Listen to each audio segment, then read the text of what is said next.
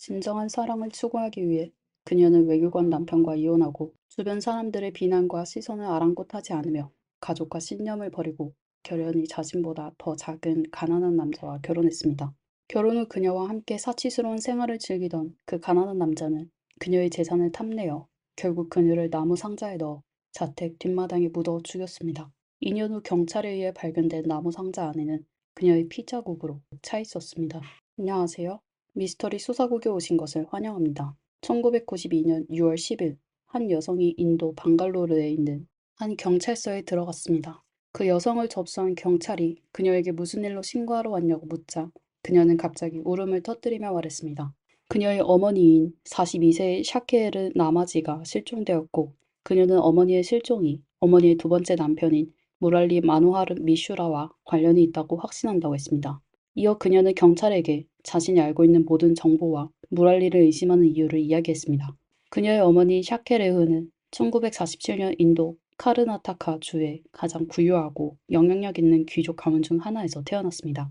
부유한 가정에서 자란 샤케레흐는 어린 시절부터 우수한 교육을 받았고 성장한 후에는 싱가포르에서 건축학을 공부했습니다. 대학을 졸업한 후 가족의 지원을 받아 인도에서 부동산 개발 회사를 설립했고 가족의 힘과 인맥 덕분에 그녀의 부동산 회사는 잘 운영되었습니다. 1966년 샤케레흐가 19살이었을 때 그녀는 할아버지의 주선으로 인도 외교관 아크바르 미르자 칼릴리와 결혼했습니다.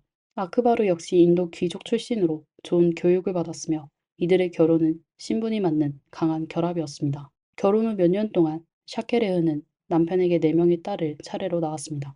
인도 외교관인 아크바르는 여러 고위급 만찬에 참석하고 텔레비전 인터뷰를 받아야 했습니다. 아내인 샤케레흐는 당연히 그를 따라야 했습니다. 외부에서 보기에는 샤케레흐는 외교관의 아내로서 매일 먹고 마시는 걱정 없이 멋진 옷을 입고 남편과 함께 고급 만찬에 참석하고 기자 인터뷰를 받는 모습이었습니다. 그러나 시간이 지나면서 샤케레흐는 이런 겉보기에 화려한 일상에 지치기 시작하였습니다.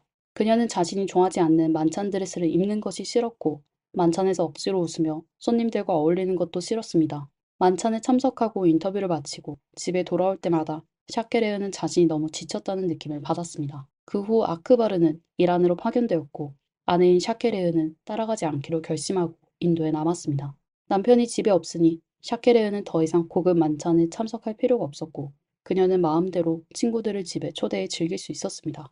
1983년 샤케레흐는 36살이었고 그 해에도 여전히 외교관인 남편은 바쁜 일정을 소화하고 있었으며 샤케레흐는 여전히 자유로운 삶을 만끽하고 있었습니다. 그때 한 남자, 무랄리가 그녀의 삶에 들어왔습니다. 무랄리는 키가 작고 목소리가 굵었으며 아버지는 선생님이었지만 공부를 좋아하지 않았고 중학교도 마치지 않아 집을 떠났습니다.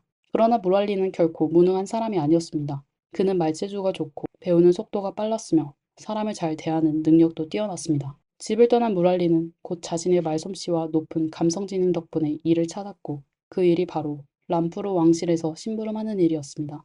비록 심부름일 뿐이었지만 그는 종종 중요한 인물들과 만날 기회를 가졌습니다. 이렇게 중요한 인물들과 접촉하는 과정에서 무랄리의 말솜씨와 재치가 점점 더 발전했으며 그는 왕실과의 관계에서 배운 지식을 이용해 사람들에게 왕실과 관련된 일들을 처리해주기도 했습니다. 무랄리가 샤케레우와 알게 되고 관계를 맺을 수 있었던 것도 그의 재치와 높은 감성지능 덕분이었습니다. 그때 샤케레우는 마침 부동산 관련 일을 처리해줄 사람이 필요했고 다른 사람의 추천으로 무랄리를 찾았습니다. 샤케레우가 무랄리에게 자신을 위해 일할 의향이 있는지 물었을 때 이 남자는 눈앞에 있는 고위 외교관의 아내를 보고는 주저없이 승낙했습니다. 그는 샤케레우가 맡긴 일을 매우 잘 처리했을 뿐만 아니라 집안의 작은 일들도 도와주었습니다. 점차 샤케레우는 무랄리의 능력을 완전히 인정하게 되었고 무랄리가 자신을 위해 더 잘 일할 수 있도록 하기 위해 그녀는 다른 사람들을 반대에도 불구하고 그를 집으로 초대해 함께 살도록 했습니다. 사실 샤케레의 집에는 이미 충분한 수의 하인들이 있었지만 그녀는 무랄리의 서비스가 가장 만족스러웠습니다. 무랄리는 그녀의 기대를 저버리지 않았고 샤케레의 고급 주택에 이사한 후 기회를 잡아 적극적으로 자신을 드러냈습니다. 매일 아침 샤케르가 일어나면 무랄리는 적당한 온도의 차와 최신 뉴스가 실린 신문을 직접 샤케르의 침대에 가져다 주었고 이는 샤케르에게 큰 감동을 주었습니다. 그는 종종 샤케르와 함께 차를 마시며 이야기하고 그녀의 외로움을 덜어주었습니다. 그는 늘 샤케르를 칭찬하며 그녀와 같은 재능 있고 아름다운 여자는 집에서 외로이 지내서는 안 되며 눈을 더 멀리 바라보고 삶을 즐겨야 한다고 말했습니다. 무랄리는 기회가 생길 때마다 샤케레우에게 남편이 자주 집에 돌아오지 않는다고 언급하며 이는 그가 샤케레우를 충분히 사랑하지 않기 때문이라고 강조했습니다. 그는 또한 진정으로 사랑하는 남자는 사랑하는 여인과 오래 떨어져 있을 수 없다고 말했습니다. 무랄리의 말을 들은 샤케레우는 지난 몇 년을 되돌아보았습니다. 그녀와 남편 아크바르 사이에는 거의 제대로 된 대화가 없었습니다. 매번 부부가 대화를 시작하면 아크바르는 곧바로 업무 전화에 끌려갔습니다. 그러나 무랄리는 달랐습니다. 그는 샤케레우와 몇 시간이고 대화를 나눌 수 있었고 샤케레우가 무엇을 이야기하든 끝까지 인내심을 가지고 듣기만 했습니다. 또 다른 사람이나 일이 방해되는 일도 없었습니다. 점차 샤케레우는 외로움을 느끼던 마음이 흔들리기 시작했고 얼마 지나지 않아 무랄리에게 완전히 마음을 열게 되었습니다. 1985년 샤케레우가 38살이었을 때 그녀는 남편에게 공식적으로 이혼을 요구했습니다. 샤케레우의 부모와 가족들은 그녀의 결정을 이해할 수 없었습니다. 그 당시 인도에서 여성의 이혼은 매우 드물었고 샤케레우와 같은 고위층의 여성조차도 이혼을 하면 여전히 사회에서 이질적으로 보았고 사람들로부터 이방인처럼 취급받고 사교계에서 배제될 위험이 있었습니다. 샤케레우의 아버지가 그녀에게 가족의 명예를 위해 신중히 생각해보라고 설득했을 때 그녀는 이미 깊이 생각한 후 내린 결정이라며 고집을 꺾지 않았습니다. 남편 아크바르는 처음에 이 결혼을 유지하려 했지만 샤케레우는 이혼을 고집했습니다. 결국 아크바르는 아내의 요구를 거절할 수 없었고 1986년 두 사람은 이혼 절차를 마쳤습니다. 이혼 후 아크바르는 이탈리아로 외교대사로 파견되었고 그때 그는 4명의 딸을 데리고 갔습니다. 이혼한 샤케레우는 완전히 자유로워졌고 더 이상 주변 사람들의 시선에 신경 쓰지 않았습니다. 그녀는 이제 당당하게 무랄리와 함께 다니기 시작했습니다. 이혼한 지 약 반년 정도 지나서 샤케레우는 무랄리와 결혼을 했습니다. 샤케레우의 가족과 친구들은 이 소식을 듣고 그녀가 미쳤다고 생각했습니다. 그들은 무랄리와 샤케레우가 서로 너무 다른 세계에 속하는 사람들인데 어떻게 결혼할 수 있냐고 의아해했습니다. 샤케레우의 가족은 이슬람을 믿었고 반면 무랄리는 힌두교를 믿고 있었습니다. 샤케레우의 아버지는 그녀가 이교도와 결혼하는 것을 반대했지만 샤케레우는 가족과의 결별을 감수하고 무랄리와 결혼하기로 결심했습니다. 샤케레우가 가족의 충고를 듣지 않고 무랄리와 결혼했을 때 그녀의 부모는 공개적으로 그녀와의 관계를 끊었고 그녀를 가족의 치욕이라고 말했습니다. 그들은 샤케레우에게 앞으로 가족과 만나는 것도 말을 나누는 것도 허락하지 않겠다고 선언했습니다. 무랄리와 결혼한 후 샤케레우는 일부 부동산을 팔았고 무랄리와 함께 1년 동안의 호화스러운 세계 여행을 떠났습니다. 그들은 대통령 스위트룸에 묵었고 먹는 음식은 모두 5성급 호텔에서 정성껏 준비한 만찬이었습니다. 평범한 가정에서 자란 무랄리는 샤케레우와 결혼하기 전에는 이런 대접을 받아본 적이 없었죠. 여행이 끝난 후 그들은 인도로 돌아와 사용하지 않던 집을 장식하고 그곳에 살기 시작했습니다. 집에 살게 된 이후에도 무랄리는 매일 아침 차를 끓여 신문과 함께 아내의 침대 옆에 가져다 주었습니다. 결혼 전후로 언제나 자신에게 이렇게 배려심 깊은 남편을 보며 샤케레우는 자신 진정한 사랑을 찾았다고 생각했습니다. 그녀는 점점 무랄리를 신뢰하게 되었고 무랄리를 모든 은행 계좌의 공동 명의자로 추가했습니다. 점차 무랄리는 샤케레우에게 가장 중요한 사람이 되었습니다. 하인들의 눈에 그들은 매우 다정한 부부였고 거리에서 함께 손을 잡고 다니는 모습을 자주 볼 수 있었습니다. 비록 주위 사람들이 종종 그들을 비웃는 시선을 보내더라도 무랄리와 샤케레우는 전혀 신경 쓰지 않았습니다. 1990년 샤케레우의 둘째 딸 사바가 아버지와 함께 이탈리아에서 인도로 돌아왔습니다. 이탈리아에 있을 때부터 사바는 어머니 샤케레우와 계속 연락을 유지했습니다. 인도로 돌아온 후 사바는 외할아버지에게 알리지 않고 몰래 어머니와 만나 식사를 하고 대화를 나누었습니다. 어느 날 만나면서 샤케레우는 사바에게 자신이 4명의 딸이 런던에서 유학할 수 있도록 지원할 것이라 말하며 결국 모두 런던에 정착할 것이라고 말했습니다. 그때 무랄리가 그 옆을 지나가다가 이 이야기를 들었고 무랄리는 샤케레우가 대부분의 재산을 딸들에게 물려주고 몇 년 후 그들과 함께 런던으로 이주할 것이라고 생각했습니다.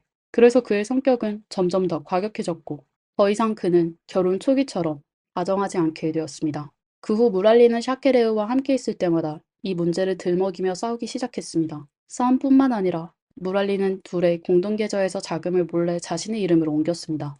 이 사실이 밝혀졌을 때 샤케르는 매우 화가 나서 무랄리가 너무 욕심이 많다고 생각했습니다. 그로부터 얼마 지나지 않아 두 사람은 다시 싸우게 되고 샤케르는 무랄리에게 은행 공동 계좌에서 그의 이름을 빼겠다고 위협했습니다. 그 후 샤케르의 둘째 딸 사바는 어머니와 연락이 끊어졌다는 사실을 알게 되었습니다. 사바는 어머니의 집으로 달려가 무랄리에게 어머니의 행방을 묻자 무랄리는 샤케르가 혼자 런던으로 여행을 갔다고 말했습니다. 샤케르의 성격을 잘 아는 사바는 어머니가 여행을 좋아한다는 것을 알고 있었기에 무랄리의 말을 믿었습니다. 그러나 어머니가 혼자 해외에 있는 것이 걱정되어 사바는 며칠마다 무랄리에게 전화를 걸어 어머니가 돌아왔는지 물었지만 매번 아직이라는 대답만 돌아왔습니다. 그 후 사바가 다시 전화를 걸어 물었을 때 무랄리는 샤케르가 임신 중이라며 미국에서 아이를 돌보고 있다고 말했습니다. 사바가 어머니가 머물고 있는 병원의 이름을 묻자 무랄리는 한 병원의 이름을 알려주었습니다. 그러나 사바가 그 병원에 전화를 했을 때 병원 측은 그 병원에 그런 사람이 없다고 대답했습니다. 사바는 매우 화가 나서 다시 한번 어머니의 집으로 돌아가 무랄리에게 왜 거짓말을 했는지 물었습니다. 무랄리는 사바에게 샤케레우가 임신 중이라 아기를 잘 돌보기 위해 안심하고 아이를 낳을 수 있도록 하려는 것이라고 말했습니다. 사바는 어머니가 항상 아들만 낳기를 원했다는 것을 알고 있었기 때문에 이번에도 무랄리의 말을 믿고 따랐습니다. 하지만 시간이 지나면서 샤케레우는 사바에게 전혀 연락을 하지 않았고 이로 인해 사바는 뭔가 이상하다고 느끼기 시작했습니다. 그녀는 어머니의 집을 직접 가서 상황을 확인해야겠다고 결심했습니다. 어느 날 무랄리가 외출한 틈을 타서 사바는 몰래 어머니의 집에 들어갔고 집안에서 어머니의 여권을 발견했습니다. 이는 샤케레우가 해외에 가지 않았다는 증거였으며 무랄리가 계속해서 거짓말을 하고 있다는 것을 알게 되었습니다. 이 사실을 바탕으로 사바는 어머니의 실종이 무랄리와 관련이 있을 것이라고 합리적으로 의심했습니다. 사바가 울며 경찰에 상황을 설명하자 방갈로르 경찰은 즉시 몇 명의 경찰을 배치해 사바와 함께 무랄리를 찾았습니다. 경찰이 무랄리에게 샤케레의 행방을 묻자 무랄리는 여유있게 대답하며 아내가 미국에서 아이를 임신하고 있으며 단기적으로 돌아오지 않을 것이라고 말했습니다. 경찰은 그의 말을 믿고 이 사건을 더 이상 추적하지 않았으며 사건은 결국 지연되었습니다. 1993년 1월 사바는 경찰서에 뛰어들어 큰 소리로 욕을 했고 외교관인 아버지가 경찰서에 압력을 넣으면서 경찰은 샤케르의 실종 사건을 중대하게 다루기 시작했습니다. 이번에도 경찰은 여전히 무랄리를 의심하며 그의 모든 행동을 비밀리에 감시하고 그의 사회적 관계를 조사하기 시작했습니다. 무랄리의 사회적 관계를 2달 가까이 조사한 후 1993년 3월 경찰은 라주라는 젊은이를 찾았습니다. 라주는 경찰에게 몇 년 전 무랄리가 그를 고용해 물건을 옮기게 했다고 말했습니다.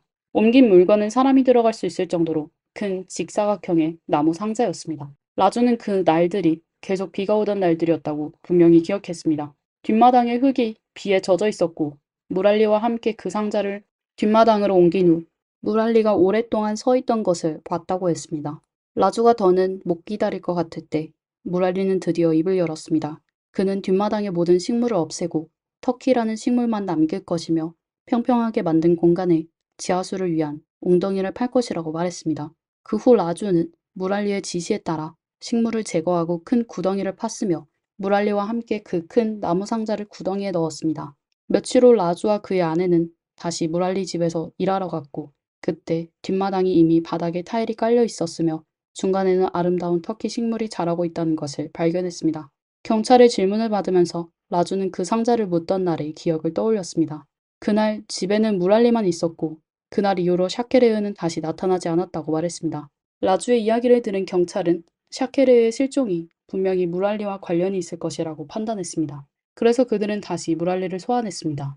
처음에 무랄리는 샤케르가 어디로 갔는지 모른다고 주장했지만 경찰이 4시간 이상 그를 계속해서 신문했고 특히 뒷마당에 묻힌 큰 나무 상자에 대해 언급하자 무랄리는 결국 무너져 내렸습니다. 그는 샤케르를 자택의 뒷마당에 묻었다고 인정했지만 샤케르를 해쳤다는 사실은 부인했습니다. 경찰의 질문에 무랄리는 자신과 샤케르가 결혼 후 좋은 관계를 유지했다고 말했습니다. 1991년 44세였던 샤케르는 임신을 했고 남자아이를 임신한 것을 알게 된 샤케르는 매우 기뻐했습니다. 그러나 태아는 선천적인 문제로 며칠 후 사망했으며 이 사건은 샤케르의 감정에 큰 충격을 주었고 그녀의 정신 상태를 무너뜨렸습니다. 게다가 그 당시 샤케르의 부모는 샤케르 부부가 거주하고 있던 집을 회수하려 했었고 이는 샤케르의 감정을 더욱 악화시켰습니다. 1991년 4월 26일경 무랄리는 정확한 날짜는 기억나지 않지만 아침에 일어나 헬스클럽에 갔고 운동을 마친 후 돌아와 보니 침대에 누워있던 샤케르는 숨을 거둔 상태였습니다. 샤케르가 침대에서 숨진 것을 발견한 무랄리는 매우 두려웠습니다. 그는 자신이 아내를 해친 범인으로 몰릴까봐 경찰에 신고하지 않았고 오랫동안 고민한 끝에 샤케르를 나무 상자에 넣어 뒷마당에 묻기로 결심했다는 것입니다. 1994년 3월 30일 무랄리의 진술에 따라 경찰은 샤케르의 집 뒷마당의 지붕을 파헤쳤고 그곳에서 큰 나무 상자를 발견했습니다. 상자 뚜껑을 열자 그 안에 샤케르의 시신이 들어있었습니다. 경찰이 상자와 샤케르의 시신을 조사한 결과 상자 안에는 긁힌 자국이 가득했고 샤케르의 손톱에는 많은 나무 조각이 묻어 있었습니다. 만약 무랄리의 말대로 샤케르가 묻힐 때 이미 사망했다면 그녀의 손톱에 있는 나무 조각과 상자에 긁힌 자국은 어떻게 설명할 수 있을까요? 이에 대해 무랄리는 아무런 답변을 하지 않았습니다. 무랄리가 진실을 말하는 것을 계속 지연시켰기 때문에 사건은 1998년까지 첫 번째 재판이 시작되지 않았고 이때 샤케르의 사망은 이미 7년이 지난 후였습니다. 재판 현장에서 경찰은 이미 수집한 정보와 관련 증거를 바탕으로 당시의 상황을 추측했습니다. 샤케르와 무랄리의 결혼은 그녀가 가족과 결별하는 대가를 치른 것이었지만 그녀의 개인 재산은 여전히 수십억 루피에 달했습니다. 샤케르는 무랄리와 결혼한 후 자신의 땅과 기타 자산을 관리해달라는 위임장을 무랄리에게 제출했습니다. 1990년 샤케르의 둘째 딸 사바가 돌아왔고 무랄리는 사바와 샤케르가 영국에 정착하려는 대화를 듣게 되었습니다. 무랄리는 샤케르가 자신을 버리고 사바와 함께 영국에 갈 것을 두려워했고 그래서 그는 이런 상황을 막고 샤케르의 막대한 재산을 차지하기 위해 악한 계획을 꾸미기 시작한 것이죠. 1991년 4월 27일 무랄리는 그의 악한 계획을 실행하기 시작했습니다. 그날 아침 샤케르를 위해 아침차를 준비하는 동안 무랄리는 몰래 아침차에 수면제를 넣었습니다. 무랄리는 아침차를 들고 샤케르의 침대 옆에 가서 샤케르가 차를 마신 후 수면제의 효과로 잠들게 되는 것을 눈으로 확인했습니다. 그 후 무랄리는 하인에게 고정 가구를 팔겠다는 명목으로 하인에게 바퀴가 달린 나무 상자를 침실로 옮기게 했습니다. 상자가 침실로 옮겨진 후 무랄리는 방문을 닫고 샤케르와 이불을 함께 상자에 넣고 도구를 사용해 나무 상자를 꽉 닫았습니다. 그리고 라주와 함께 그 상자를 뒷마당으로 옮긴 것이죠. 무랄리는 라주에게 뒷마당에 지하수를 위한 웅덩이를 만들 계획이라며 큰 구덩이를 파서 상자를 묻어달라고 부탁했습니다. 모든 작업이 끝난 후 무랄리는 즉시 공사팀을 불러 뒷마당에 돌판을 깔았습니다. 이는 샤케르가 상자 안에서 내는 도움의 요청 소리가 다른 사람에게 들리지 않도록 하기 위한 조치였습니다. 샤케르가 깨어난 후 그녀는 공기 부족과 어두운 곳에 묻혀 있다는 사실을 깨닫고 필사적으로 도움을 요청하며 상자 내부를 긁었습니다. 하지만 아무런 소용이 없었고 결국 그녀는 끝없는 절망과 공포 속에서 숨을 거두게 되었습니다. 샤케르가 실종된 후 무랄리는 샤케르의 명의의 모든 부동산을 처분하고 그가 살고 있는 집만 남겨두었습니다. 이후 무랄리는 샤케르의 이름으로 재무회사를 설립하고 은밀하게 샤케르의 재산을 자신의 이름으로 옮기기 시작했습니다. 이를 통해 그는 6,500만 인도 루피, 약 107억 원을 획득했습니다.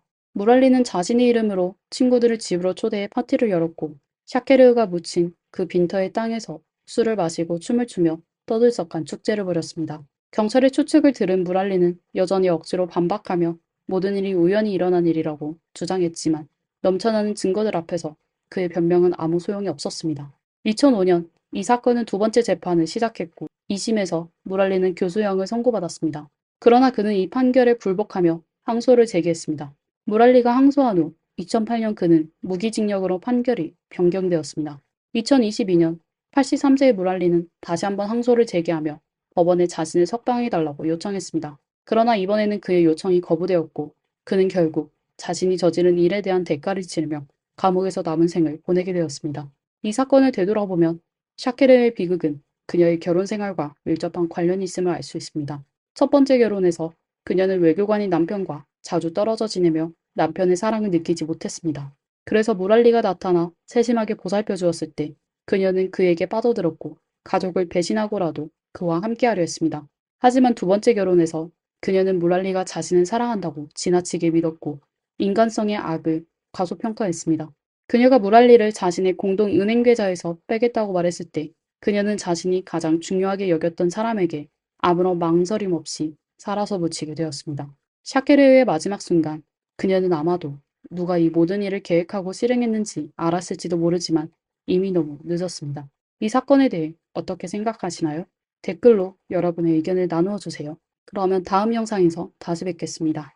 안녕하세요. 미스터리 수사국입니다. 1964년 6월 30일 새벽 마이애미의 고급 아파트에서 69세의 부유한 사업가 자크 모슬러가 자택에서 39번 찔려 사망했습니다. 그러나 조사 결과는 경찰을 크게 놀라게 했습니다. 사건의 발생하기 훨씬 전부터 자크의 41세인 아내인 캔디스 모슬러는 자신의 친언니의 아들, 즉 그녀의 19세 조카 멜빈 파워스와 불륜 관계에 있었습니다. 자크는 물론 이 사실을 알고 있었고 아내는 멜빈에게 직접 말했습니다. 네가 나를 기쁘게 하는 곳, 그곳은 상상조차 할 수 없을 만큼 대단해. 그러나 자크는 이혼할 용기가 없었습니다. 자크는 유명한 구두쇠로서 자신의 재산을 캔디스에게 나눠줄 생각조차 없었기 때문입니다. 캔디스 역시 이혼할 생각이 없었습니다. 그들은 서로가 죽을 때까지 버티고 있었습니다. 왜냐하면 혼전 계약서에 따르면 부부 중 한쪽이 사망하면 다른 한쪽이 전 재산을 받게 되어 있었기 때문입니다. 그리고 바로 그 시점에 자크는 갑자기 피살되었습니다. 캔디스와 멜빈은 막대한 재산 때문에 자크를 살해했을 가능성이 있었을까요? 꼭 그렇지는 않을 수도 있습니다. 경찰 기록에 따르면 단 1년 동안 자크를 죽이겠다는 협박을 한 사람이 최소 12명이나 있었습니다. 자크는 어떻게 이렇게 많은 사람을 적으로 만들었을까요? 이 모든 것은 자크가 가난한 소년에서 대부호가 되기까지의 과정을 보면 알 수 있습니다. 자크는 1896년 5월 5일 루마니아 갈라치에서 태어난 유대인이었습니다. 4살 때 자크의 가족은 고향을 떠나 미국 시카고로 이주했습니다. 가난한 집안 형편 때문에 자크는 몇 년 학교를 다니지도 못하고 생계를 돕기 위해 일하러 나갔습니다. 생계를 위해 그는 라살 스트리트에서 신문을 팔고 멀로 스트리트에서는 사탕을 팔았습니다. 재밌게도 시카고에는 도박과 성매매 등 불법 산업이 많았는데 거리에서 일하던 자크는 이들 산업의 운영 방식을 빠르게 터득했습니다. 그리고 나서 그는 티켓을 사서 되파는 일을 전문적으로 했습니다. 점차 자크는 많은 고객들이 생각만큼 부유하지 않다는 것을 알게 되었습니다. 그들은 도박을 하고 싶어 했지만 티켓 비용조차 지불할 수 없는 상황이었습니다. 그래서 자크는 모아둔 자금을 사용해 고객들에게 소액 대출을 제공하기 시작했습니다. 단 몇 년 만에 자크는 개인 대출의 개념을 놀라운 수준으로 끌어올렸습니다. 마침 그 시기에 미국 자동차 산업이 급격히 발전하면서 자크는 이 기회를 빠르게 포착해 높은 이율로 대출 서비스를 제공하여 엄청난 수익을 올렸습니다. 1915년 자크는 뉴올리언스로 이사하여 한 자동차 딜러에서 대출 매니저로 일하게 되었습니다. 2년 후 그는 17살의 현지 소녀와 결혼했습니다. 그 후 몇 년 동안 제1차 세계대전이 발발하면서 자크는 입대했지만 다행히 전쟁터에 나간 적은 없었습니다. 1918년 자크는 자동차 판매와 금융 분야에 계속 투자하면서 중고차 회사를 설립하여 미국 남부에서 가장 초기의 자동차 렌털 기업가 중 한 명이 되었습니다. 1920년대 말까지 자크는 첫 독립 대출 회사를 설립하고 뉴욕, 뉴올리언스, 달라스, 휴스턴 등지에 사무소를 두었습니다. 그러나 돈이 사방에서 들어오면서 위험도 함께 찾아왔습니다. 자크의 대출 모델에 대해 이야기하지 않을 수 없습니다. 대출자의 신용점수가 낮을수록 대출이율은 높아집니다. 이 모델은 주로 높은 이율을 통해 고위험 대출로 인한 대출 회사의 손실을 상쇄하는 방식입니다. 물론 대출 상환 불이행을 방지하기 위해 대출자는 대출 회사에 몇 가지 물품을 담보로 제공해야 했습니다. 대출자가 상환을 불이행하면 담보물과 자동차는 회사가 회수하게 됩니다. 회사를 창립한 후부터 1964년 자크가 사망할 때까지 회사는 수없이 많은 소송을 당했습니다. 그 소송 내용에는 폭력적인 채권 추심과 미성년자에게 대출을 제공한 혐의 등이 포함되었습니다. 올랜도의 한 자동차 딜러는 공개적으로 자크를 파산시키고 자크를 자신이 본 가장 냉혹하고 무자비한 사람이라고 비난했습니다. 당연히 이런 모델은 대출 회사의 많은 원한을 불러일으켰고 그 원한은 곧 회사 사장 자크에 대한 개인적인 위협으로 바뀌었습니다. 그래서 몇 년 더 살기 위해 자크의 회사에는 항상 무기를 가진 건장한 남자들이 있었고 바로 이 시기에 자크는 젊고 아름다운 캔디스를 만나게 되었습니다. 캔디스는 1920년 2월 18일 조지아주 부캐넌에서 태어났습니다. 어머니는 일찍 세상을 떠났고 아버지는 정신적 충격으로 집을 떠나버렸습니다. 캔디스는 다른 미성년 형제 자매들과 함께 외조부모에게 양육되었습니다. 외조부모는 경제적으로 여유가 없었고 나이도 많아 아이들을 돌볼 힘이 거의 없었습니다. 그저 배고프지 않게 먹여줄 정도였습니다. 그래서 1937년 17세의 캔디스는 외조부의 말에 따라 학교를 그만두고 자신보다 11살 많은 남자와 결혼했습니다. 3년 후 캔디스는 아들을 낳았지만 어머니가 되는 것이 그녀에게 행복을 주지는 않았습니다. 갓 20살이 된 그녀는 활기차게 인생을 즐길 나이였지만 남편은 일에 바빠 집에 오면 바로 잠들어 버렸고 캔디스와 함께 외출할 시간도 없었습니다. 캔디스는 좁은 집에 앉아 아이를 가볍게 흔들면서 점점 더 불안해졌고 지금처럼 원치 않는 결혼 생활에 빠져들지 않겠다고 결심했습니다. 1942년 캔디스는 미군 무도회에 참가하여 우연히 부유한 독신남인 윈스롭 록펠러를 만났습니다. 그는 미국의 유명 재벌 가문인 록펠러 가문 출신으로 석유 재벌의 손자였으며 당시 군대에서 복무 중인 유명 인사였습니다. 점차 캔디스와 윈스롭은 떨어질 수 없는 사이가 되었습니다. 남편이 외출할 때마다 캔디스는 아이를 친구에게 맡기고 윈스롭을 만나러 갔습니다. 1943년 봄, 캔디스는 임신하여 딸을 낳았습니다. 윈스롭은 이 딸을 공개적으로 인정하지 않았지만 캔디스에게 일정한 경제적 지원을 제공하여 그녀가 뉴욕에서 모델로 활동할 수 있도록 도왔습니다. 이때 캔디스는 첫 번째 남편과 이혼했지만 윈스롭과 결혼하는 데는 성공하지 못했습니다. 윈스롭은 그의 형처럼 정계에 진출해 아칸소 주지사 선거에 출마하려 했습니다. 사생활을 인정하면 그의 정치 경력이 망가질 것이 분명했습니다. 윈스롭은 결국 유명 여배우와 결혼했지만 사망할 때까지 그의 영향력과 재산을 이용해 캔디스를 도왔습니다. 캔디스의 모든 아이들은 그를 윈 아저씨라고 불렀습니다. 1947년 27살의 캔디스는 예술을 공부하면서 오페라 협회를 위해 부유한 사업가들에게 기부금을 모금했습니다. 그중 한 명이 바로 자크 모슬러였습니다. 앞서 말했듯이 자크는 무일푼으로 시작해 막대한 재산을 모았지만 매우 인색한 사람이었습니다. 그는 수표를 꺼내면서도 심기 불편한 듯 25달러짜리 수표를 썼습니다. 이는 약 3만 5천 원으로 오페라 협회에 약속했던 350달러, 약 48만 원과는 큰 차이가 있었습니다. 며칠 후 캔디스는 아이들과 공원에 놀러 갔다가 자크와 다시 마주쳤습니다. 예상치 못하게 자크는 어색하게 캔디스 뒤를 따라다니며 데이트를 해보지 않겠냐고 물었습니다. 6개월 후 1949년 5월 20일 캔디스와 자크는 플로리다에서 결혼식을 올렸습니다.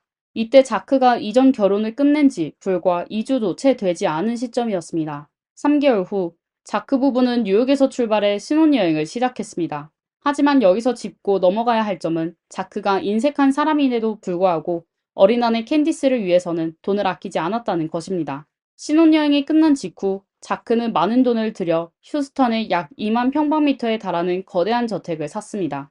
이 저택은 거의 56개의 방을 가지고 있으며 대지 면적은 5,128평방미터에 달했습니다.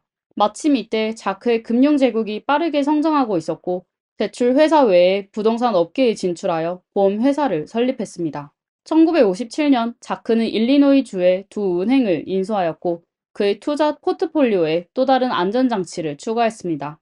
자크는 점점 더 부유해졌고 점점 더 신중해졌으며 일상적으로는 스포트라이트를 피하면서 자신의 사업을 연구했습니다.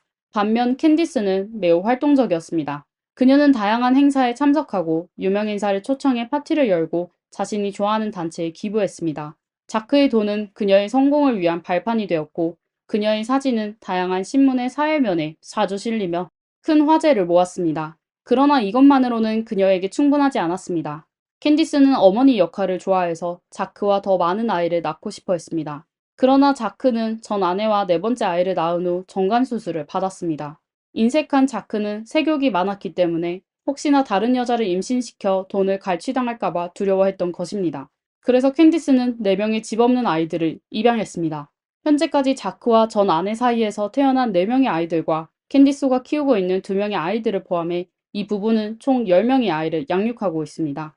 이 시기에 아이들을 입양하는 것 외에도 캔디스 집안에는 큰 사건이 발생했습니다. 캔디스의 오빠가 사람을 해친 죄로 종신형을 선고받은 것입니다. 캔디스는 다급해져서 옛 연인 윈스롭, 즉 그녀의 아이들이 윈 아저씨라고 부르는 그에게 연락했습니다. 윈스롭은 당시 아칸소에 정착해 있었고 그 주에서 유명한 정치 브로커였습니다. 그는 조지아 주지사에게 연락해 캔디스의 오빠를 사면하거나 가석방 절차를 신속하게 진행해 줄 수 있는 방법을 모색했습니다.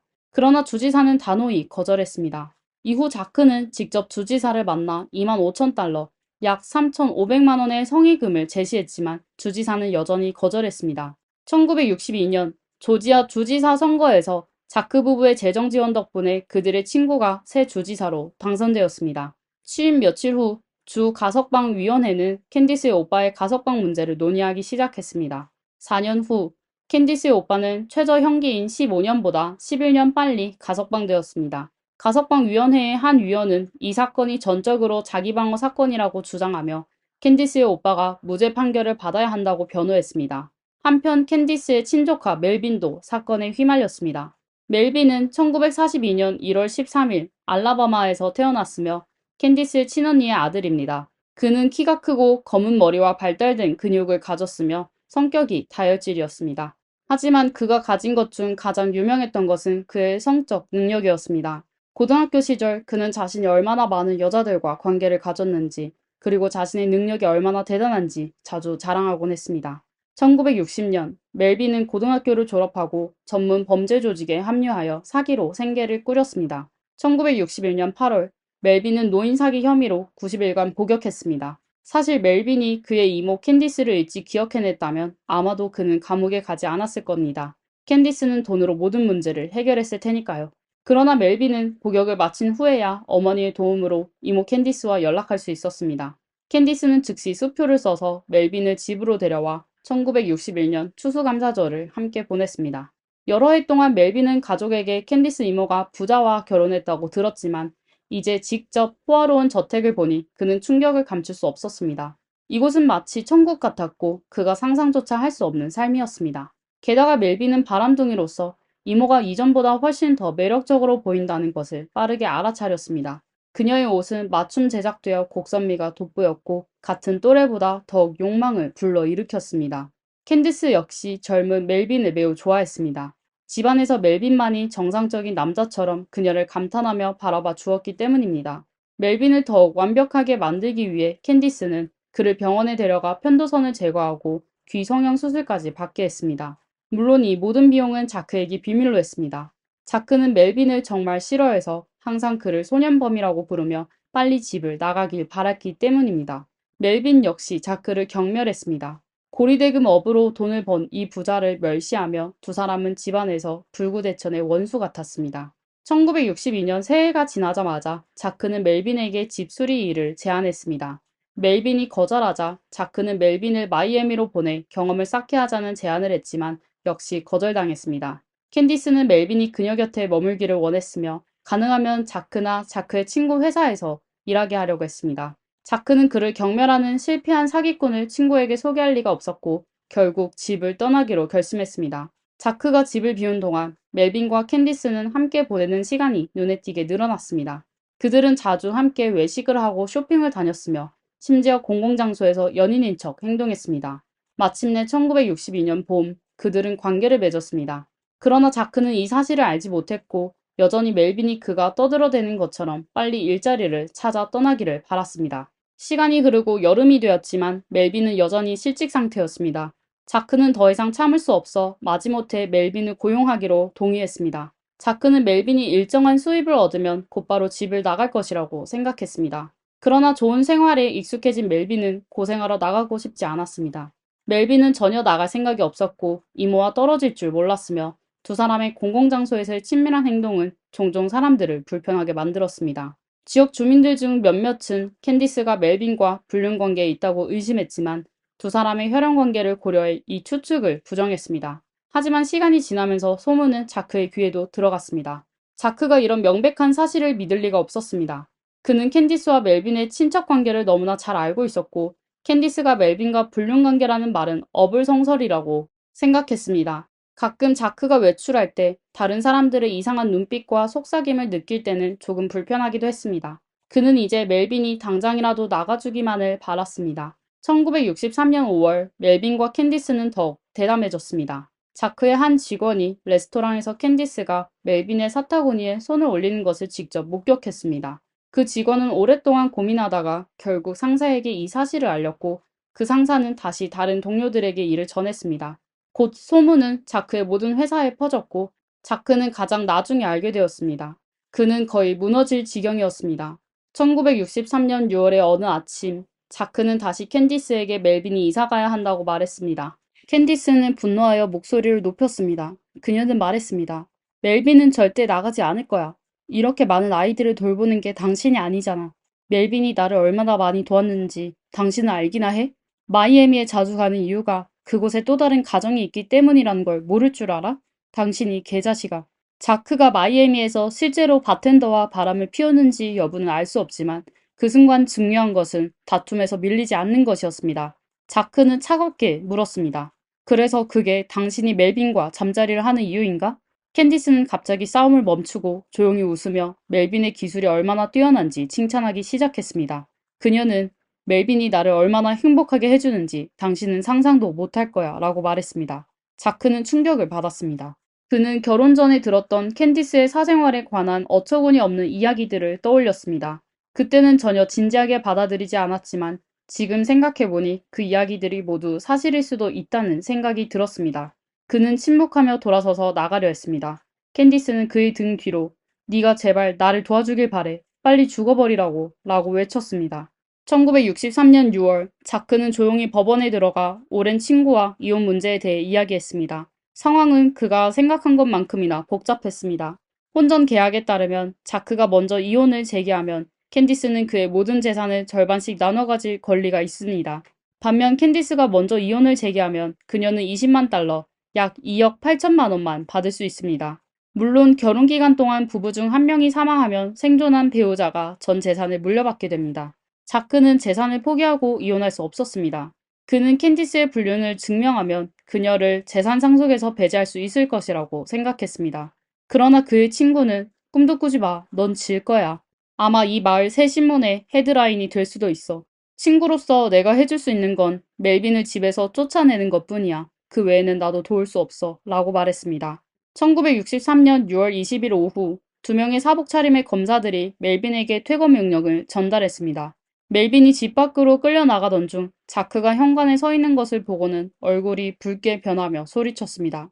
나는 반드시 돌아올 거야. 두고 보라고. 연인이 쫓겨나는 것을 본 캔디스는 매우 화가 났지만 재산을 생각하면 자크에게 이혼을 요구할 수는 없었습니다. 그녀는 웃으며 자크에게 말했습니다. 당신이 우리를 만나지 못하게 할 수 있다고 생각해? 당신 같은 지루한 늙은이가 이혼 신청이라도 해보시지. 난 이미 당신한테 질렸어. 그날 이후 자크는 마이애미의 작은 옥탑방 아파트로 이사했고 변호사에게 이혼 방법을 찾아보라고 의뢰했습니다. 그러나 큰 사업가로서 피할 수 없는 것은 아내와 함께 행사에 참석하는 일이었습니다. 1964년 3월 초 업무 관계로 인해 자크는 며칠 동안 다시 저택에서 지내게 되었고 4명의 입양된 아이들과 함께 외식을 했습니다. 저녁 식사 후 캔디스는 입양 아들을 스위스의 엘리트 기숙학교에 보내기로 결정했다고 말했습니다. 현재 다니고 있는 학교에서 항상 조롱을 당하기 때문이라는 이유였습니다. 자크는 캔디스가 왜 이 아이들을 스위스로 보내려는지 너무나도 잘 알고 있었습니다. 그녀는 아이들이 집에서 멜빈과 그녀의 관계를 방해한다고 생각했기 때문이었습니다. 그러나 자크는 더 이상 신경 쓰지 않았고 어느 정도는 아이들을 그런 보기 힘든 환경에서 벗어나게 하는 것을 찬성했습니다. 1964년 5월 캔디스는 또다시 자크를 자극하며 멜빈과 함께 지중해 여행을 갈 계획이라고 말했습니다. 자크는 이 말을 듣고 분노하며 캔디스와 크게 다투었습니다. 그리고 그는 아내와 멜빈을 제거할 방법을 심각하게 고민하기 시작했습니다. 자크는 일기장에 캔디스와 멜빈이 먼저 나를 해치거나 내가 먼저 그들을 해쳐야 한다 라고 적었습니다. 그로부터 3주 후 자크는 아파트에서 살해당했습니다.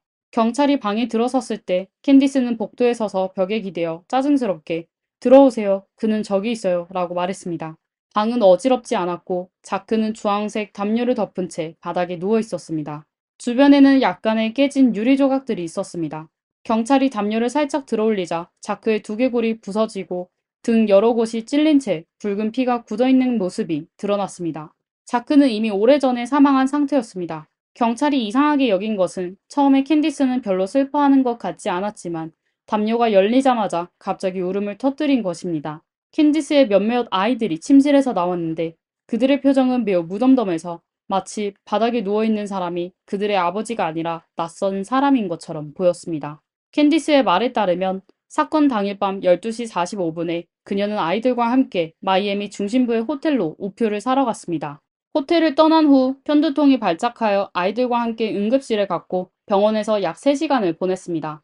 이 시간대는 바로 그녀의 남편이 살해된 시간대와 일치합니다. 새벽 3시 45분에 그녀와 아이들이 집에 돌아왔을 때 아파트에 불이 켜져 있었고 자크가 밤새 책을 읽고 있을 것이라고 생각했습니다. 그러나 문을 열자마자 자크가 담요에 쌓인 채로 누워있는 것을 보았습니다. 하지만 문제는 여기에 있습니다. 경찰은 범인이 왜 이렇게 많은 시간을 들여 피해자를 포장했는지 이해할 수 없었습니다. 범인은 캔디스나 아이들이 피해자의 잔인한 시신을 보고 심리적 충격을 받을까봐 두려워한 것일까요? 또한 캔디스는 왜 한밤중에 호텔로 우표를 사러 갔을까요? 이것은 너무 비상식적입니다. 그리고 캔디스는 왜 새벽 2시에 어린아이들을 병원에 데려갔을까요? 그녀가 일부러 알리바이를 만들려고 한 것은 아닐까요? 경찰은 계속 질문하려 했지만 캔디스는 더 이상 대답하기를 원하지 않았습니다. 그녀는 경찰에게 의도적으로 남편은 자동차 금융업에서 40년간 일했어요. 얼마나 많은 사람들의 차를 끌고 가고 얼마나 많은 사람들을 파산시켰는지 몰라요. 범인이 그들 중 한 명일 수도 있죠. 라고 말했습니다. 캔디스의 말이 일리가 있었습니다. 자크의 몸에는 여러 군데 자상과 구타 흔적이 있었고 범인은 분명히 자크에게 큰 원한을 품고 있었습니다. 이것은 단순한 무작위 사건이 아니라 계획된 복수형 살인이었습니다. 캔디스는 이어서 말했습니다. 약 1년 전 자크가 병에 걸려 유럽으로 치료를 받으러 갔어요. 그런데 돌아온 후 성격이 크게 변해서 자주 젊은 남자들과 어울렸어요. 경찰은 놀랐습니다. 자크가 동성애자였을까요? 자크의 이웃은 경찰에게 사건 전후로 자크의 집 개가 갑자기 짖기 시작했다고 말했습니다. 마치 누군가 집에 침입한 것 같았습니다. 몇 분 후 자크의 집에서 소란스러운 싸움 소리가 들렸고 자크는 나에게 이러지 마 라고 외친 것 같았습니다. 그 후 개 짖는 소리는 점점 더 커졌고 이웃은 조심스럽게 문을 열어봤습니다. 바로 그때 키가 큰 남자가 계단을 뛰어내려와 흰색 쉐보레 차에 올라타는 것을 보았습니다. 그날 밤 늦은 시간에 사건에 중대한 돌파구가 생겼습니다.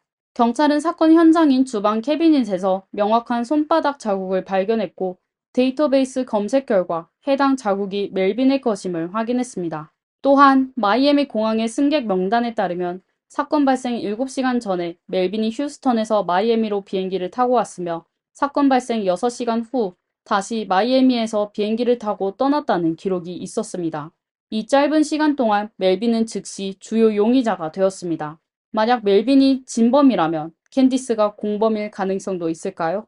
캔디스가 방문한 병원의 간호사는 경찰에게 사건 발생 전에도 캔디스가 편두통으로 자주 병원에 왔다고 말했습니다. 그녀는 항상 아이들을 데리고 왔으며 이는 병원 직원들에게 익숙한 일이었습니다. 하지만 사건 당일 밤에는 한 남자가 간호사실에 여러 번 전화를 걸어 캔디스를 찾았다고 합니다. 전화는 대략 30분에서 40분 간격으로 걸려왔고 통화는 2분이 채 되지 않아 캔디스가 전화를 끊었습니다. 경찰의 추측에 따르면 이 전화들은 멜빈이 걸었을 가능성이 높으며 목적은 캔디스에게 알리바이를 제공하기 위함이었습니다. 캔디스는 자크의 시신을 발견한 후 즉시 경찰에 신고하지 않고 먼저 자크의 개인 의사에게 연락했으며 30분이 지나서야 경찰에 신고했습니다. 이 시간 동안 무슨 일이 있었던 걸까요? 마지막으로 사건 당시 흰색 쉐보레 차량에 대한 조사 결과 그 차량은 자크의 회사 소유였으며 사건 발생 며칠 전 회사 직원이 멜빈에게 넘겨준 것으로 밝혀졌습니다. 하지만 캔디스는 경찰에게 그 차를 회사 직원에게 넘겼다고 거짓말했습니다. 경찰이 차 안에서 멜빈의 지문을 발견하지 않았다면 속을 뻔했습니다. 1964년 7월 3일 멜빈은 체포되었습니다. 체포 이유는 수년 전의 교통 위반 경장이었습니다. 현재 경찰의 증거만으로는 멜빈을 살인 혐의로 기소하기에 충분하지 않았고 신문에서 돌파구를 찾을 수밖에 없었습니다. 멜빈은 결국 압박을 견디지 못하고 경찰 앞에 놓인 증거 더미를 가리키며 말했습니다. 사실 그 증거들은 경찰이 겁주기 위해 가져온 쓸모없는 서류들이었습니다. 멜빈은 얼굴이 창백해지며 말했습니다. 당신들이 이미 모든 걸 알고 있는데 내가 뭘 더 할 수 있겠어요? 다른 사람을 끌어들이라고요? 난 아무 말도 하지 않을 거예요.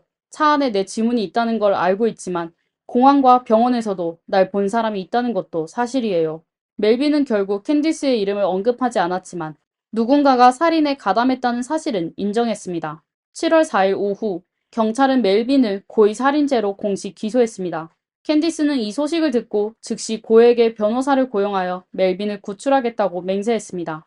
변호사의 이름은 퍼시 포어맨으로 미국에서 가장 유명하고 성공적인 변호사 중 한 명입니다. 그전에 포어맨은 350건 이상의 살인사건을 변호했지만 단 한 건만 패소한 경력이 있습니다. 그의 뛰어난 변호 실력 때문에 지역 주민들은 포어맨을 고용하는 것이 유죄를 인정하는 것과 같다고 말하곤 했습니다.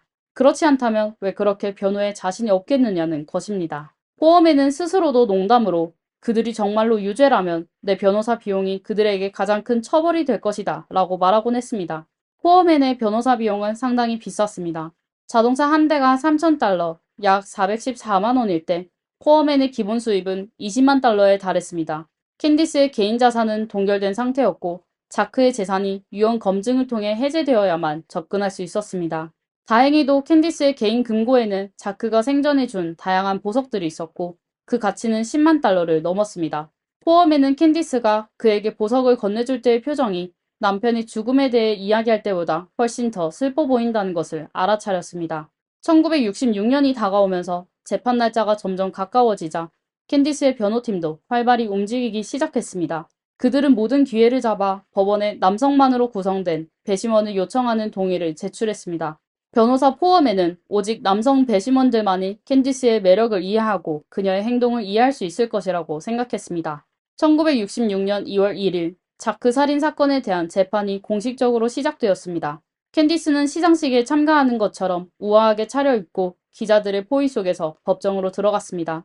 처음 보기에는 경찰이 승리를 확신하는 듯 보였습니다. 범죄 현장과 의심스러운 차량에서 멜빈의 지문이 발견되었고 취소된 수표와 항공사 기록도 사건 당시 멜빈이 마이애미에 있었음을 증명했습니다.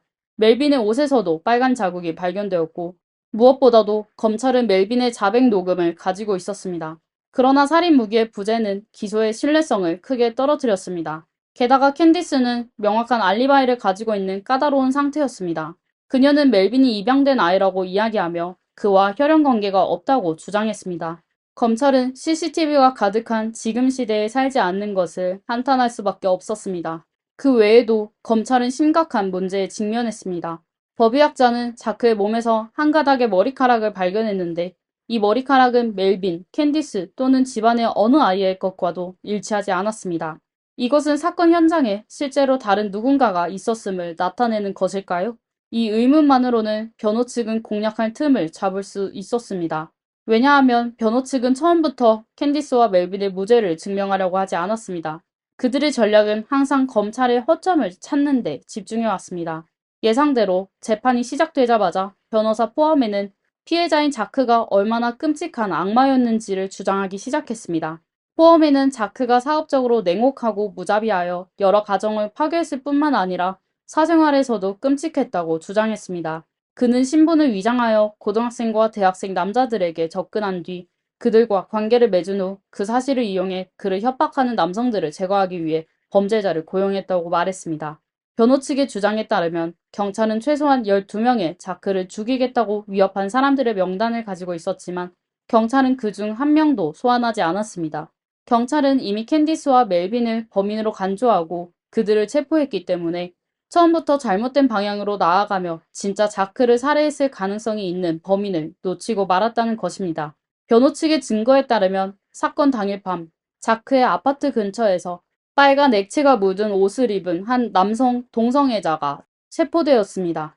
체포 시간과 사건 발생 시간은 거의 일치하지만 경찰은 그를 풀어주었습니다.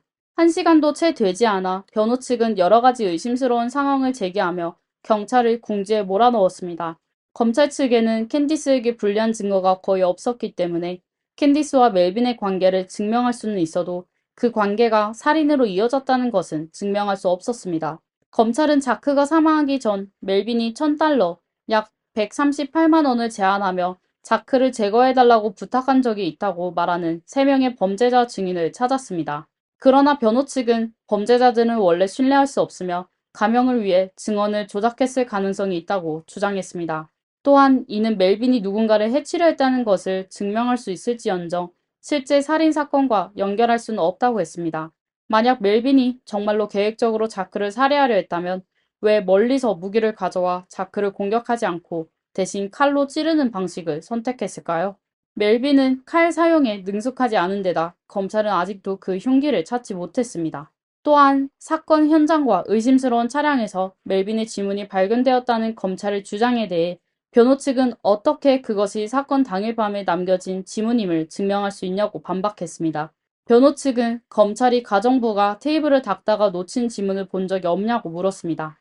자신의 주장을 입증하기 위해 변호사는 엄지손가락을 종이 한 장에 눌러찍고는 검찰 측의 작은 공무원에게 종이를 움직이지 않으면 지문이 얼마나 오래 남아 있을지 물었습니다. 공무원은 궁지에 몰려 만약 방해받지 않으면 영원히 남아있을 것이라고 대답할 수밖에 없었습니다.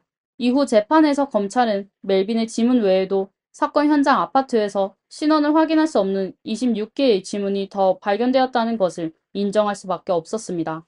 재판은 한 달 넘게 진행되었고 1966년 3월에 배심원단은 판결을 내렸습니다. 결과는 모두의 예상을 벗어나 멜빈과 캔디스는 모두 무죄 판결을 받았습니다. 몇 달 후 멜빈과 캔디스는 공식적으로 동거를 시작하며 자유롭고 즐거운 생활을 했습니다. 그러나 멜빈은 유명한 바람둥이로서 한 사람에게만 충실할 수 없었습니다. 그는 캔디스와 연애를 하면서도 정기적으로 매춘부를 찾았습니다. 1969년 3월 8일 캔디스는 멜빈이 자신을 가정폭력했다고 경찰에 신고하였고 결국 두 사람은 헤어지게 되었습니다. 주목할 만한 점은 소송에서 승소한 이후 캔디스는 변호사 포어맨에게 남은 변호사 비용을 지불하는 것을 잊어버린 것처럼 행동했다는 것입니다. 포어맨은 여러 차례 비용을 요구했으나 성공하지 못했고 결국 화가 나서 캔디스를 상대로 소송을 제기했습니다. 법원은 캔디스가 포어맨에게 14만 달러, 약 19억 원을 지불하라고 판결했지만 캔디스는 사망할 때까지 한 푼도 지불하지 않았습니다. 많은 사람들은 캔디스가 재판 중에 자신과 멜빈의 불륜을 인정한 포어맨을 매우 싫어했다고 생각했습니다. 한편 멜빈과 헤어진 후 캔디스는 32살의 운동선수와 교제하였고 두 사람은 1971년 7월에 결혼하였습니다. 그러나 결혼 후 1년도 되지 않아 부부는 사소한 일로 크게 다투었습니다. 그날 밤 운동선수는 갑자기 호화저택의 3층에서 떨어져 6주 동안 혼수 상태에 빠졌습니다. 그가 어떻게 떨어졌는지는 아무도 알지 못하지만 어쨌든 1975년 두 사람은 이혼했습니다.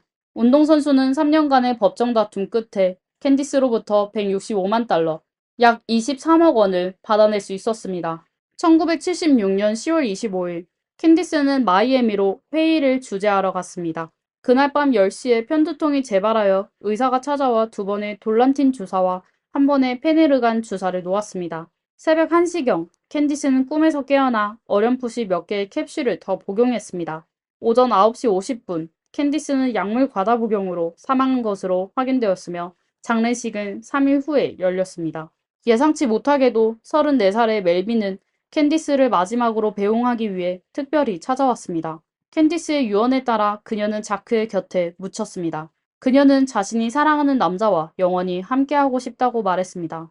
캔디스가 사망할 당시 그녀의 개인 자산은 1억 달러, 약 1380억 원에 달했습니다. 그녀는 자크가 남긴 유산을 3배로 불렸지만 재산을 10명의 아이들에게 공평하게 나누지 않았습니다. 대신 대부분의 재산을 그녀의 친딸에게 남겼고 일부는 친아들과 가장 어린 양자에게 남겼습니다. 다른 아이들에 대해서는 그들은 나에게 자식으로서의 관심, 사랑, 애정을 보여주지 않았다고 말했습니다. 멜빈은 결국 2010년 10월에 사망했으며 그 이전에는 부동산 개발을 통해 억만장자가 되었습니다. 하지만 시장이 불안정해지면서 멜빈은 파산을 선언할 수밖에 없었고 큰 부침을 겪은 후 다시 부동산 사업에 뛰어들어 작은 규모의 회사를 운영했습니다. 조사에 따르면 멜빈은 평생 결혼하지 않았고 자녀도 없었습니다. 자, 이것으로 이번 사건의 모든 과정을 마칩니다. 시청해주셔서 감사합니다. 제 영상을 좋아하신다면 좋아요와 구독을 잊지 말아주세요. 다음 영상에서 다시 뵙겠습니다. Kind of taunting me to do it. I kind of almost saw it as like a challenge, like, yeah, I'll show you. I'm not just like a little girl kind of thing, yeah. 안녕하세요. 미스터리 수사국입니다. 영상 속 소녀 데이지 콜먼은 평범한 작은 도시의 소녀입니다. 하지만 한 사건으로 인해 그녀의 삶이 엉망이 되었고 운명이 장난처럼 그녀의 가족 또한 깊은 수렁에 빠져 인생이 완전 바뀌게 되었습니다. Remember a dog ran up on the couch and sat on my lap and I said something really loudly about it and they told me to quiet down and that's literally like the last thing I remember.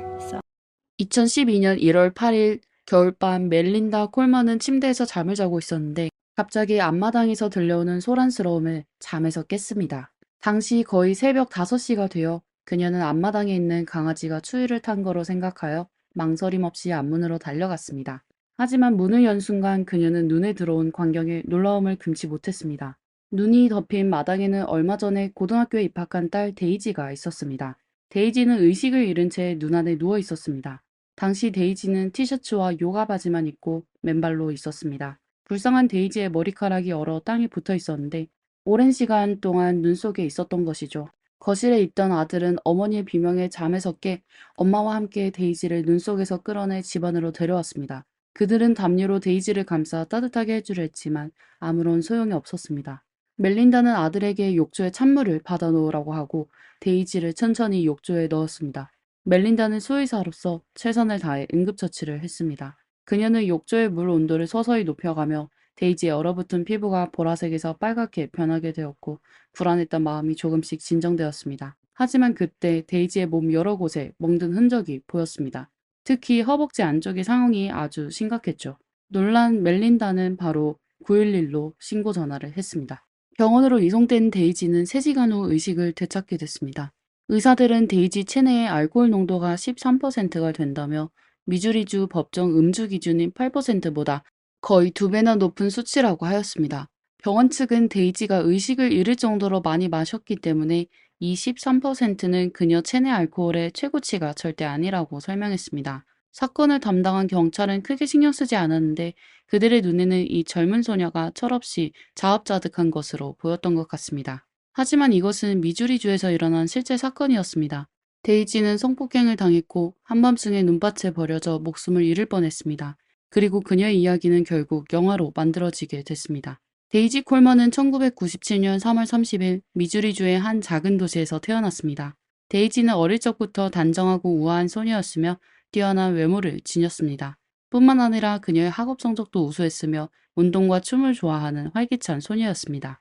데이지는 대가족과 함께 자랐는데 아버지 마이클 콜먼은 의사이고 어머니 멜린다는 미국 해군에 복무하다 퇴역 후 수의사로 일하고 있었습니다. 데이지는 3남 1녀 중 둘째로 태어나 오빠 찰리, 남동생 트리스턴과 로건이 있었습니다. 2009년 데이지가 11살 때 그녀는 남동생 그리고 아버지와 함께 차를 타고 근처 도시로 레슬링 경기를 보러 갔습니다. 그러다 귀가하는 도중 차 사고가 발생해 아버지 마이클은 세상을 떠났습니다. 비극이 발생한 후 멜린다는 4명의 자식과 미주리주 메이빌로 이사가 생활하기 시작했습니다. 멜린다는 혼자 아이들을 키우며 힘들게 살았지만 아이들 앞에서는 항상 강하고 자신감 넘치는 모습을 보여주며 아이들의 성장을 위해 헌신했습니다. 하지만 14살 딸이 분명 나쁜 짓을 당해 눈앞에 쓰러져 있는데 그녀는 아무것도 할 수 없었습니다. 그러다 딸의 가장 친한 친구 페이지가 겁먹은 목소리로 전날 밤에 일어난 것을 얘기하고서야 멜린다는 드디어 모든 사실을 알게 됐습니다. 2012년 1월 7일 토요일이었습니다. 데이지는 가장 친한 친구 페이지를 집으로 초대하여 파티를 열었습니다. 페이지는 그날 밤 데이지 집에서 그녀와 함께 공포영화를 보고 즐기며 수다를 나눴었습니다. 페이지는 데이지가 매튜 바네트라는 17살 소년과 계속 문자를 주고받았다고 말했습니다. 매튜는 그들 학교 미식축구팀 선수였고 데이지의 오빠 찰리처럼 학교에서 인기가 있는 사람이었습니다.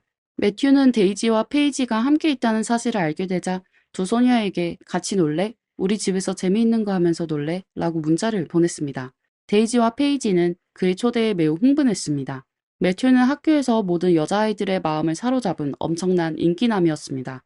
갓 고등학교에 입학한 두 소녀는 이런 기회를 놓칠 수 없어 망설임 없이 매튜와 그의 친구들을 만나기로 결정하였습니다. 이렇게 1월 8일 새벽 1시쯤 두 소녀는 데이지의 침실 창문을 통해 조용히 집을 빠져나왔습니다. 두 소녀는 길 모퉁이까지 달려가 매튜와 그의 4명의 친구가 있는 차로 올라탔습니다. 차 안은 남자아이들과 여자아이들이 옹기종기 모여 앉아 있었고 금세 매튜의 집에 도착했습니다. 그들은 지하실 창문으로 매튜 집 지하실로 들어갔습니다. 그 후 페이지는 경찰의 신문에 매튜가 부모님을 깨우지 않도록 조용히 하라고 했다고 답변했습니다. 페이지는 처음에 그냥 여러 소년소녀가 모인 평범한 파티라고 생각했지만 막상 도착해보니 지하실에는 자신과 데이지 2명의 소녀만 있었다고 하였습니다. 지하실에 들어가자마자 매튜는 바로 데이지에게 술을 마시게 했습니다. 그와 그의 친구들은 데이지 곁에 앉아 그녀의 술잔이 비기만 하면 술을 따라주며 마시게 했습니다. 그러다 니콜라스라는 남자아이가 페이지에게 다가와 그녀의 손을 잡고 작은 방으로 데려가더니 페이지에게 몹쓸 짓을 하였습니다. 매튜와 데이지가 큰 침대가 있는 다른 방에 있었는데 방문을 열고 닫는 사이에 페이지는 데이지가 의식을 잃은 채 침대에 누워있는 걸 발견했습니다. 데이지는 아무런 반응을 보이지 않았는데 매튜는 그녀에게 몹쓸 짓을 한 것이 분명했습니다. 그리고 조던이라는 남자아이는 휴대폰으로 그 모든 것을 촬영했습니다. 새벽 2시쯤 남자아이들은 각자 집으로 돌아가기로 했습니다. 그들은 페이지와 데이지를 데려다 주려고 했습니다. 페이지가 우선 차에서 내리자 매튜는 데이지가 밖에서 좀 있어야 깨어날 거라며 그녀에게 먼저 가라고 하였고 데이지가 안전하게 집에 도착할 때까지 곁에 있겠다고 약속했습니다. 페이지는 그들의 말을 믿고 비틀거리며 데이지의 침실로 돌아가 따뜻한 집안에서 쉴기운에 취해 바로 잠들었습니다. 그 사이 남자아이들은 데이지를 차에서 부축하여 내렸습니다.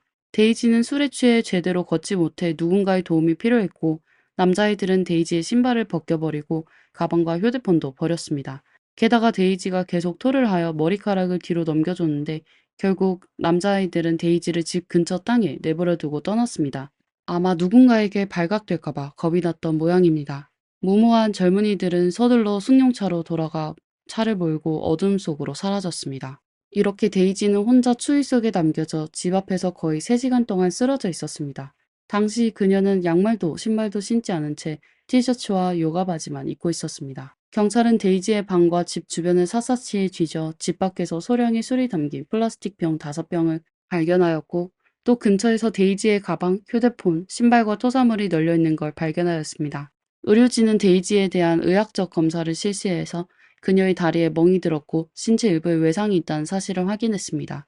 데이지는 의식을 되찾은 후 전날 밤에 무슨 일이 있었는지 기억이 나지 않는다고 말했습니다. 그녀는 멜린다의 술장에서 페이지와 함께 몰래 술을 훔쳐 마셨다는 것을 인정하며 또 남자아이들과 몰래 만나러 갔다는 사실도 인정했지만 만취 상태여서 자세한 사항은 기억이 나지 않고 그냥 매튜의 집 지하실에서 술잔을 들고 있었던 것과 매튜 집에 강아지가 그녀에게 뛰어올라 그녀가 소리를 지르자 모두가 그녀에게 조용히 하라고 한 것만 기억이 난다고 하였습니다.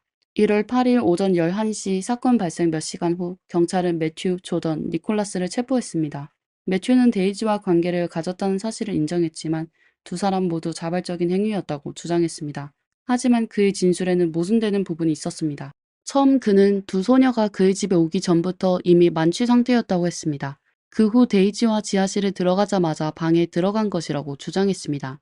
그는 또 두 사람이 관계를 가진 후에야 데이지가 술을 마시기 시작했다고 말했습니다. 하지만 얼마 안 돼 그는 데이지에게 먼저 술을 몇 잔 마시게 해 데이지의 차가운 마음을 녹이기 위한 것이었다고 인정했습니다. 처음 조던은 니콜라스의 휴대폰으로 매튜가 데이지를 키스하는 장면을 찍어 몇몇 친구들에게 보여주었다는 걸 인정하지 않았습니다. 반면 니콜라스는 경찰의 신문에 곧바로 모든 혐의를 인정했습니다. 그는 그날 밤 페이지와 관계를 가졌다는 사실을 인정하여 결국 소년원에 수감되었습니다. 한편 매튜의 친구 중 한 명은 그들이 데이지를 집으로 보냈을 때 데이지가 계속 울고 있어 매튜는 데이지의 오빠 찰리가 모든 사실을 알게 되면 화낼 것 같아 걱정이 되어 급히 그 자리를 떠났다고 했습니다. 매튜는 찰리와 아주 친한 친구였고 사건 며칠 전 찰리가 매튜를 가족 모임에 초대하여 데이지를 만나게 된 것입니다. 경찰은 그날 매튜 집 지하실을 수색하여 침대 시트, 빈 술병, 남자 속옷, 플라스틱 컵 등을 수집하였습니다. 하지만 추가 재판 과정에서 부경찰서장은 매튜에게 연민의 감정을 느끼는 듯 했습니다. A lot of people involved in this that are running around telling a lot of stories, and without pointing fingers, it serves to benefit people's causes by making a lot of things up that really didn't happen and really doesn't exist. But don't underestimate the need for attention, especially young girls.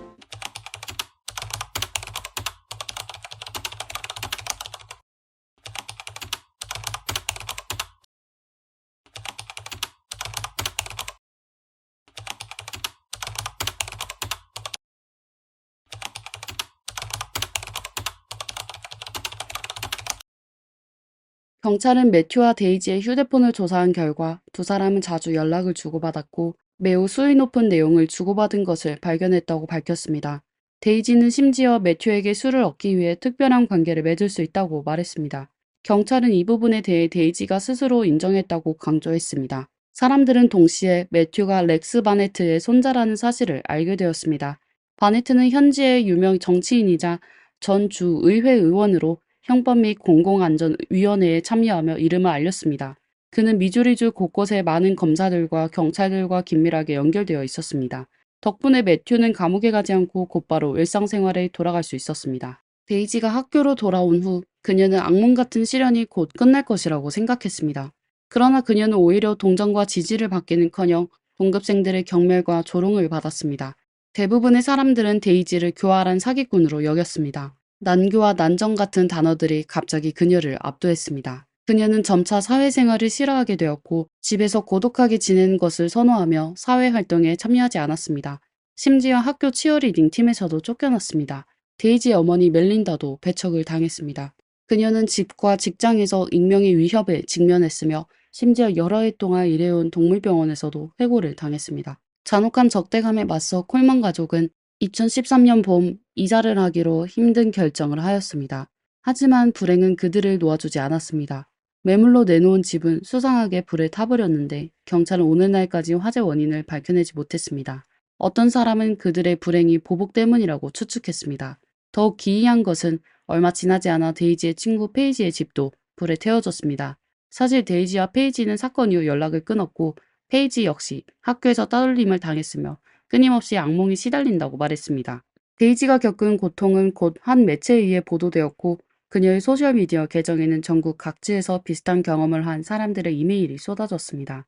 많은 익명의 지지자들이 온라인에서 매튜를 규탄하고 데이지를 지지했습니다. 결국 경찰은 매튜의 사건을 재조사하기로 결정했고 이후 재판에서 매튜는 데이지를 극한의 추위에 노출시킨 혐의로 유죄 판결을 받았습니다. 그는 2년형을 선고받았지만 1년 집행유예를 받았고 콜먼 가족에게 1,800달러, 하나로 약 250만 원의 배상금을 지불하라는 명령을 받았습니다. 게다가 그는 100시간의 봉사활동도 해야 했습니다. 당시 영상을 찍고 퍼뜨린 조던은 아무런 처벌을 받지 않았습니다. 데이지는 도전에 맞서며 잔혹한 현실을 이겨내고자 노력하였고 결국 대학에 합격하고 장학금까지 받았습니다. 18살이 된 데이지는 용기를 내어 자신의 경험을 공개적으로 이야기했습니다. 그녀는 지속하여 자신을 돕고 격려해준 사람들에게 감사를 표했습니다. 2016년 데이지는 어머니와 함께 TV 프로그램에 출연했습니다. 제작진은 데이지 모녀에게 비슷한 아픔을 겪은 다른 한 어머니를 소개했는데 그 어머니의 딸 오드리는 데이지와 같은 일을 겪었습니다. 2012년 오드리는 3명의 남자아이들에게 몹쓸 짓을 당한 후 온라인에서 퍼진 사진과 비난에 시달렸습니다. 오드리는 마지막으로 소셜미디어에 제 삶은 망가졌어요. 학교 전체가 알고 있고 저는 이 악명을 절대 벗어날 수 없을 거예요. 라는 절망적인 글을 남겼습니다. 하지만 더욱 가슴 아픈 일이 일어났습니다. 오드리는 그 글을 올린 지 9일 만에 세상을 떠났습니다. 이는 침묵의 항해였습니다. 오드리가 세상을 떠난 지 6개월 후 그녀의 부모는 소송을 제기했습니다. 3명의 가해자는 각각 30일에서 45일의 징역형을 선고받았습니다. 그리고 가해자들의 부모는 오드리의 부모에게 약 100만 달러, 한화 약 13억 8천만 원의 위자료를 지급했습니다. 프로그램에서 오드리의 어머니는 데이지를 강인한 소녀라고 칭찬하며 앞으로도 꿋꿋하게 나아가라고 격려했습니다. 2018년 대학교를 졸업한 데이지는 콜로라도주로 이사를 갔습니다. 그녀는 타투 가게에서 일을 하며 새로운 영화 촬영에도 참여했습니다. 영화는 2018년 6월 그녀가 겪었던 비극적인 경험과 치유의 여정을 담았습니다. 모든 것이 잠잠해진 듯 했지만 데이지와 그녀의 가족을 괴롭히는 불행은 끈질겼습니다. 어머니 멜린다와 남동생 트리스턴은 데이지를 만나러 가는 길에 심각한 교통사고를 당했습니다. 데이지는 또 다른 가슴 아픈 시련에 직면했습니다. 어머니는 심각한 부상을 입었지만 목숨은 건졌습니다. 하지만 19살의 남동생 트리스턴은 아버지와 마찬가지로 교통사고로 세상을 떠났습니다. 교통사고의 자세한 내용은 밝혀지지 않았고 여전히 미스터리에 쌓여 있습니다. 데이지는 소셜미디어에 글을 올려 혼란스러운 마음을 공유했습니다. 그녀는 남동생이 세상을 떠난 후 그녀가 미소를 유지하는 것은 사실 모두 허상이라 했지만 모든 일은 결국 지나가게 마련이라고 말했습니다.